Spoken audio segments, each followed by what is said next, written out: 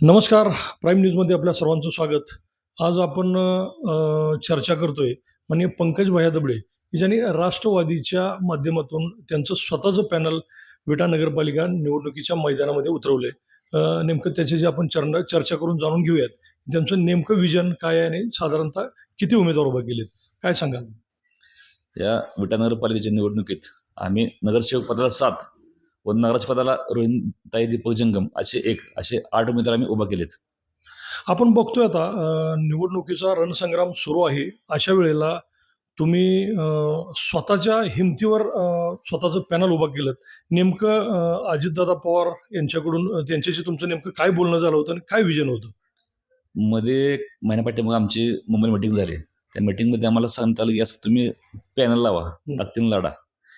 तुम्ही माहितीवर जाता का बघा, तुम्ही चर्चा करा.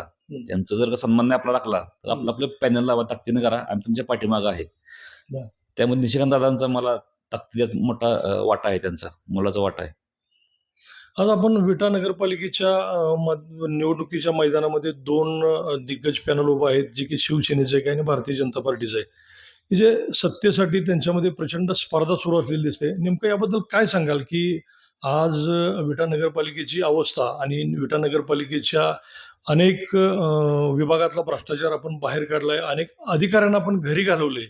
सर्वसामान्यांसाठी आपण प्रत्यक्ष कुणीही उतरत नसताना आज प्रशासनाच्या विरोधात तुम्ही स्वतः ताकदीनं सकाळी 7-7 वाजता म्हणजे वेळ काळ न बघता तुम्ही त्यांच्यासाठी धावून आलात.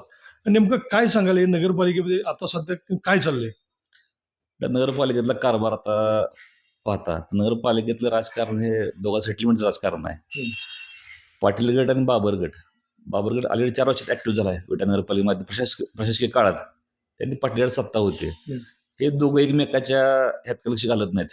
लोकांची कामं करायला अडचण होत्या. समजा लोकांना पाण्याचं कनेक्शन घ्यायचं असलं, त्यानं पाटलांच्या घरी जायचं किंवा जाऊन त्यांना भेटायचं, मग ते कनेक्शन मिळणार. हा जो पायंडा आहे, बांधकाम परवानगी पाहिजे, हे पायंड्यामुळे लोकांना हलवायचं. लोकांचं काही ठिकाणी अर्थकारण केलं, त्याच्यानी बांधकाम परवानगी मिळायची नाही, बांधकाम पूर्ण दाखला मिळायचं नाही. ते सगळे आम्हाला बंद पाडायचं, त्यासाठी आम्ही ताकदीनं मैदानात उतरलो. आमच्या पक्षाची भूमिका अशी आहे की इथं बाबरगड लक्ष देत नाही, त्यामुळे पाटीलगडाचा उत्माद चालू आहे. हे दोघांचं सुद्धा थांबलं पाहिजे. लोकांची कामं सहज झाली पाहिजे. नगरपालिकेतलं कुठलंही काम नगरपालिका अधिकाऱ्यांनी केलं पाहिजे, नेत्यांनी केलेलं नाही पाहिजे. ही भूमिका आमची आहे. आमदार सुहासभाई बाबर यांचं म्हणणं असं आहे, की आम्ही विरोधामध्ये ताकदीनं पॅनल उभा केला आहे. नेमकं याबद्दल तुम्ही काय सांगाल? आता 2016 ज्यावेळी इलेक्शन झालं, त्यावेळी त्यांचे 2 नगरसेवक होते. त्या नगरसेवकांनी त्यांच्या 5 वर्षाच्या कार्यकाळात कधीही विरोध केलेला नाही. सत्ताधाऱ्यांनी बरंच ठराव केलं, त्यात त्यांनी कधीही आपली भूमिका मांडली नाही. त्यांनी विरोध कधी त्यांना पाठलाग केलाच नाही.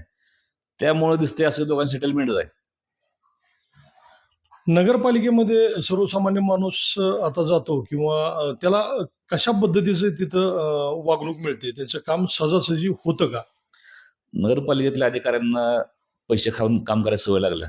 त्यामुळे लोकांची कामं लगेच होत नाहीत, सहज होत नाहीत. लोकांना सारखं ते आज या, उद्या या, परवा या, काहीतरी क्युऱ्या काढणार, मग मागणी करणार पैशाची. नेतं पैसे मागतील, नेतं सांगतील खाली फोन करून ह्याचं काम करू नका. हे चुकीचं काम चालू आहे नगरपालिकेत. तरी सर्वसामान्य माणसाबरोबर मतदार त्यांच्याकडं त्यांच्या पार्टीमध्ये सहभागी झालेले दिसतो. नेमकं काय कारण आहे?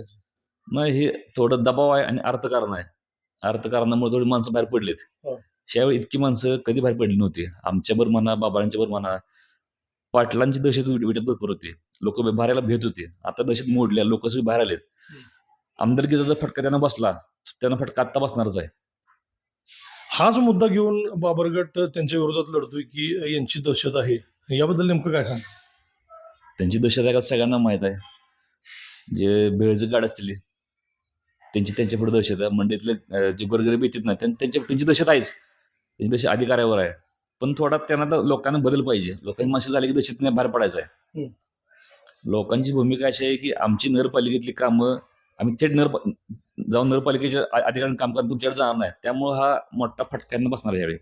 राष्ट्रवादीच्या माध्यमातून नेमकं नगरपालिकेमध्ये जर सर्वसामान्य जनतेनं तुमच्या पाठीशी ठामपणे उभं राहिली, तर तुम्ही नेमकं काय आता या सिस्टममध्ये काय बदल कराल?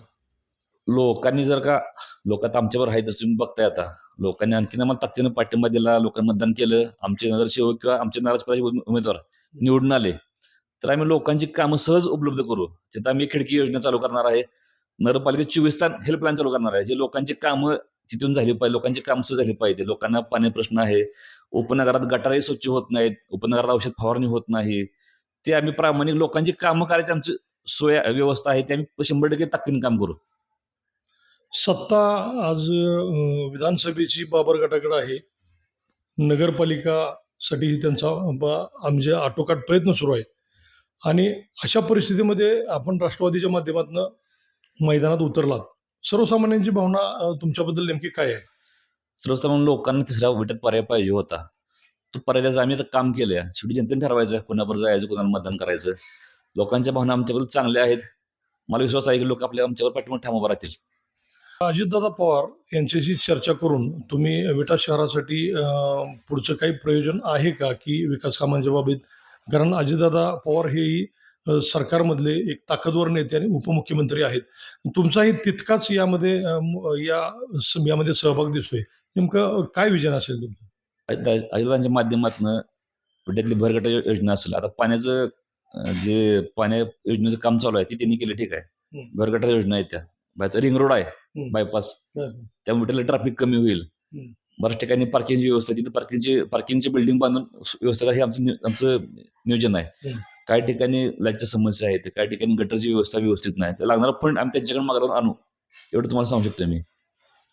राष्ट्रवादीच्या माध्यमातून तुम्ही सर्वसामान्य जनतेला आज विटा नगरपालिकेतील अनेक प्रभागांमध्ये आपले उमेदवार उभे आहेत. नेमकं त्यांना तुम्ही काय संदेश द्याल? जनतेने आम्हाला एक काम करायची, सेवा करायची संधी द्यावी. त्यांचं आम्ही प्रामाणिक काम करू, एवढंच मी सांगू शकतोय. कारण लोकांना कामाची पद्धत माहीत आहे. मी एकदा हात घेतले काम कधी पूर्ण केल्याशिवाय थांबत नाही. त्यामुळे लोकांना एक सेवा करायची संधी आम्हाला द्यावी. सत्ता येऊ किंवा जावो, परंतु तुम्ही सत्ता नसतानाही सर्वसामान्यांच्या पाठीशी ठामपणे उभा राहिलात. इथून पुढची भूमिका तुमची काय असेल? मी किंवा माझी खालची टीम, माझे सर्व पदाधिकारी आम्ही संघर्ष करणारी माणसं आहे. आम्ही रस्त्यावर उतरून लोकांची कामं, अधिकाऱ्यावर दबाव टाकायचं, लोकांची कामं झाली पाहिजे ते. आम्ही सत्तेत असो अगर नसो, लोकांची कामं करायचं आमचा मानस आहे आणि लोकांची कामं होणार आमच्याकडून. शेवटचा प्रश्न विचारतो की नगरपालिकेमध्ये तुम्ही ज्या वेळेला एका भ्रष्ट अधिकाऱ्याला तुमच्या कामामध्ये पैसे घेत असतानाचा आरोप करून तुम्ही अक्षरशः त्याला घरी घालवलं. अनेक प्रतिक्रिया त्यावर उमटल्यात. हे चांगल्या प्रतिक्रिया अनेक ठिकाणी उमटल्यात. तर त्यामुळं तुमची प्रशासनामध्ये एक वेगळी वचक आणि वेगळी दहशत आहे की अधिकारी तुम्ही काम घेऊन गेलात तर कोणी नाही म्हणत नाही. तर साधारणतः तीच दहशत इथून पुढं सर्वसामान्यांसाठी राहील का? आता तुम्ही बघताय, जे लोक माझ्याकडे काम घेऊन त्यांचं मी काम प्रामाणिकपणे पूर्ण करतोय. अधिकाऱ्यावर हा दबाव पाहिजेच.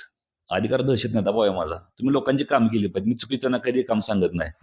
जसं लोकांचे काम आहे हे तुम्ही न काही कारण सांगता लगेच तुमची काम झाली पाहिजे. भूमिकेमध्ये ठाम आहे.